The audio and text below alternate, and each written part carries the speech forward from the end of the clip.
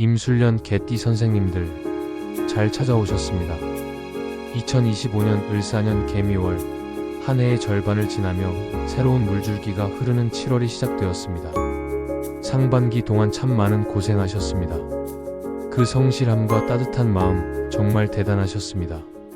이제 7월 그리고 하반기는 그동안의 노력이 하나둘 보상받으며 큰 행운이 찾아올 것입니다. 기대하셔도 좋습니다. 영상 시작에 앞서 구독과 좋아요 꼭 부탁드리며 소원 한 가지씩 댓글로 남겨주시면 매일 선생님들을 위해 정성껏 기도 올리겠습니다. 그럼 임술련 개띠 선생님들의 7월 운세 지금 시작하겠습니다.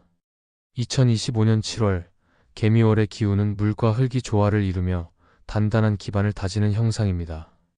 임술련 개띠 선생님들께서는 충직한 마음가짐이 사람들의 신뢰를 얻으며 예상치 못한 격려가 재정적 혜택으로 이어지는 흐름을 느끼실 겁니다. 마치 폭포수 뒤에 무지개가 뜨듯 작은 성과들이 쌓이며 마음의 자신감과 안정이 더해집니다.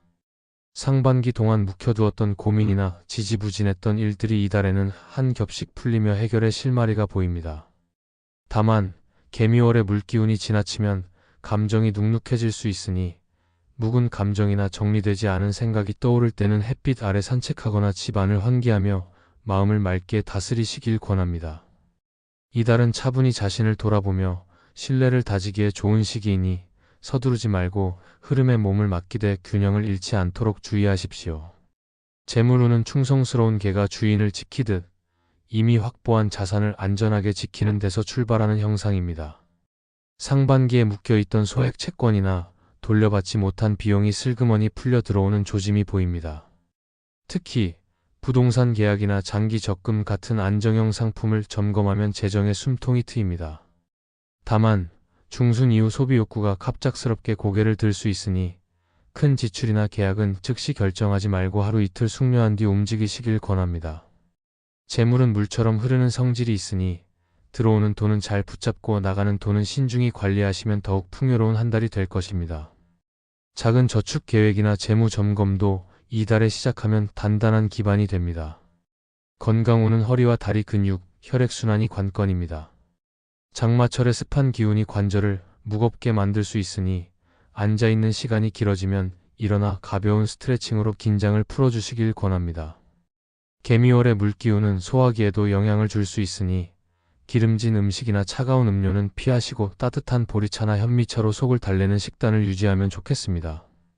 집안 공기가 무거워지지 않도록 환기를 자주 하고 외출 후 손을 깨끗이 씻는 습관으로 면역력을 지키시길 바랍니다. 특히 반려동물과 함께 생활하신다면 장마철 피부병 예방을 위해 주변 환경을 깨끗이 관리하십시오. 규칙적인 수면과 충분한 수분 섭취도 건강을 다지는 데 큰 역할을 할 것입니다. 귀인운은 바람이 세 갈래 길을 열어주는 형상입니다. 이달 가까이 하면 기란띠는 호랑이띠, 말띠, 토끼띠입니다. 호랑이띠는 진심 어린 격려로 기운을 북돋우고 말띠는 따뜻한 공감으로 마음의 휴식을 주며 토끼띠는 실질적인 도움으로 문제를 해결해 줍니다. 이들과의 교류는 큰 결실로 이어질 것입니다. 반대로 용띠, 소띠, 양띠는 입장 차이로 갈등이 생길 수 있으니 중요한 협력은 피하시길 권합니다. 용띠는 큰 그림의 차이로 엇박자가 나고 소띠는 고집으로 인해 답답함을 느끼며 양띠는 지나친 배려로 판단이 흐려질 수 있습니다. 좋은 인연을 가까이 두고 불필요한 갈등은 존중으로 조율하는 지혜가 필요합니다. 이달에 도움을 주는 귀인과 길신의 기운은 5가지입니다. 첫째, 지공성은 지혜를 북돋아줍니다.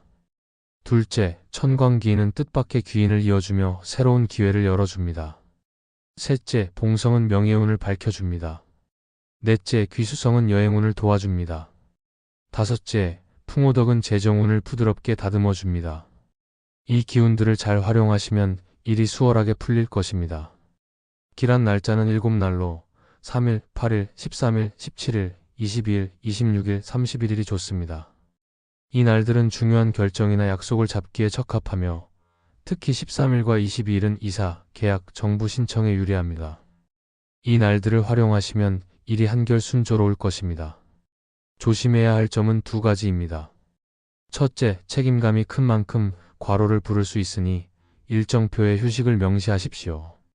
둘째, 장마철 반려동물 피부병이 잦아질 수 있으니 함께 생활한다면 주변 환경을 깨끗이 관리하십시오.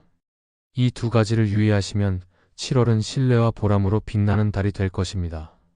이번 7월은 묵은 걱정이 풀리고 작은 기쁨이 피어나는 달입니다. 명리학은 세상을 이루는 5기운과 음양의 흐름으로 사람의 탄생과 삶을 바라봅니다. 목은 새벽의 숨결처럼 성장과 시작을 품고, 화는 한낮의 열기처럼 열정과 기쁨을 밝히며, 토는 늦여름 들녘처럼 평형과 신뢰를 다지고, 금은 서늘한 가을 바람처럼 통찰과 규범을 세우며, 수는 겨울의 깊은 물처럼 지혜와 가능성을 품습니다. 해마다 달마다 날마다 이 5기운이 짧은 숨과 긴 숨으로 끊임없이 변주되고, 그 가운데 태어난 우리는 저마다 다른 비율로 기운을 받습니다. 그래서 누구도 같은 삶을 살지 않고 누구도 완전히 홀로 서 있지 않습니다. 개개인의 사주 내 기둥은 하늘과 땅이 빚은 고유한 색채표이자 일생의 길 안내서가 됩니다. 그러나 명리학은 그림이 그려졌다 해서 이미 완성된 운명이라고 말하지 않습니다. 빛이 있어야 그림자가 또렷하듯 주어진 기운은 살아가는 과정에서 선택과 행동으로 계속 덧칠되고 지워집니다. 목이 지나치게 강하면 나무는 스스로 얽혀 빛을 가리지만 불을 만나면 새로운 활로를 찾고 물을 만나면 더욱 푸르게 자랍니다. 반대로 물이 너무 많으면 스스로의 깊이에 잠기지만 흙이 머금어주면 생명력을 잃지 않습니다. 결국 부족한 기운은 채우고 넘치는 기운은 돌봐 조율해 가는 지혜가 삶의 기술입니다. 명리학이 권하는 첫 번째 태도는 자연의 시간을 믿고 기다리는 여유입니다. 절기마다 봄, 여름, 가을, 겨울이 어김없이 찾아오듯 개인의 운도 대운과 세운, 월운이 이어지며 리듬을 만듭니다. 잘 흐르던 일도 저조해질 때가 있고 답답했던 길도 활짝 열릴 때가 옵니다. 막히는 시간에는 억지로 분투하기보다 내 안에 약한 기운을 돌보고 체력을 비축해두면 다음 물결이 올 때 한층 멀리 나아갈 힘이 생깁니다. 기다림은 포기와 다르며 기다리는 동안 배움과 준비를 멈추지 않는 것이 핵심입니다. 두 번째 태도는 균형을 돌보는 삶입니다. 목이 강한 사람은 화를 불러 열정을 밝히되 뿌리가 타지 않도록 물로 식혀야 하고, 금이 센 사람은 규칙을 세우되 토로 따뜻함을 더해 주변과 부드럽게 호흡해야 합니다. 자신의 강점과 약점을 아는 것은 오만함도 열등감도 아닌 건강한 자기 이해입니다. 모자란 기운은 책 한 권, 대화 한마디, 새벽 운동 같은 작은 습관으로 채워집니다. 넘치는 기운은 봉사나 나눔, 명상이나 예술처럼 나를 넘어서 흐르게 해주면 조화로워집니다. 세 번째 태도는 관계를 통해 순환을 확장하는 길입니다. 목은 다른 나무와 숲을 이루어야 진짜 시원한 그늘을 만들고, 불은 서늘함과 어울려야 포근한 온기가 되며, 물은 흐르며 만나야 맑음을 유지합니다. 사주에서 상생과 조화를 이루는 띠나 사람이 찾아올 때 기꺼이 배우고 나누는 마음이 복이 됩니다. 반대로 상극으로 보이는 인연이라도 완전히 배척하기보다 서로의 역할을 이해하면 새로운 시너지가 태어날 수 있습니다. 명리학의 궁극은 혼자 빛나는 별이 아니라 밤하늘을 이룬 무수한 별무리의 조화에 있습니다. 네 번째 태도는 순간순간의 선택에 책임을 지는 용기입니다. 명리학은 기중을 예언하는 도구가 아니라 가능성과 경고를 함께 비추는 거울에 가깝습니다. 좋은 운세라도 행동이 따르지 않으면 열매를 맺지 못하고, 까다로운 운세라도 성실한 선택은 위기를 기회로 바꿉니다.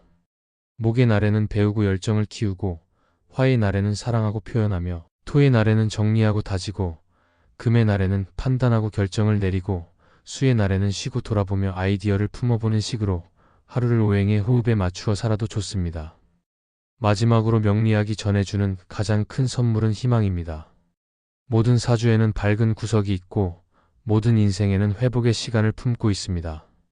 스스로에게 주어진 기운이 아무리 험해 보여도 그 험함 속에는 반드시 반전의 열쇠가 숨겨져 있습니다.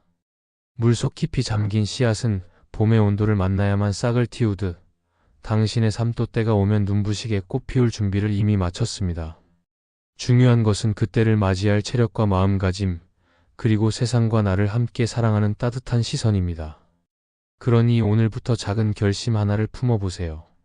아침 해가 뜰 때 깊은 숨을 내쉬며 몸을 깨우고, 낮에 받은 기회를 메모 한 줄로 잡아두며 저녁에는 감사와 반성을 조용히 읊조리다 잠들어 보세요. 목이 길러낸 젊은 가지 위에 화의 꽃이 피고 토의 열매가 맺히고 금의 빛이 당당히 서며 수의 깊이가 반짝일 것입니다. 명리학은 결국 이렇게 속삭입니다. 인생은 이미 주어진 그림이 아니라 하루하루 물감과 붓을 들어 완성해 가는 캔버스라고. 색이 번지고 겹칠수록 더 깊어지는 그림처럼 당신의 삶도 선택의 층을 더할수록 한층 빛나게 완성될 것입니다. 오늘도 다섯 기운이 당신을 돕고 있으니 희망을 놓지 말고 걸음을 이어가세요. 그동안의 고생, 이제 다 보상받으실 때입니다. 강력한 대운의 징조가 보입니다. 말년으로 갈수록 평안하고 복된 삶이 펼쳐질 것이니 걱정 내려놓으시고 많이 웃으십시오. 웃음이 많을수록 복이 더 크게 들어옵니다. 지금 이 순간 행복한 사람이 내일도 행복합니다. 저는 매일 선생님들을 위해 기도 올리고 있습니다. 이 영상이 도움이 되셨다면 구독과 좋아요 부탁드리며 오늘도 빛나는 하루 보내시길 바랍니다. 감사합니다.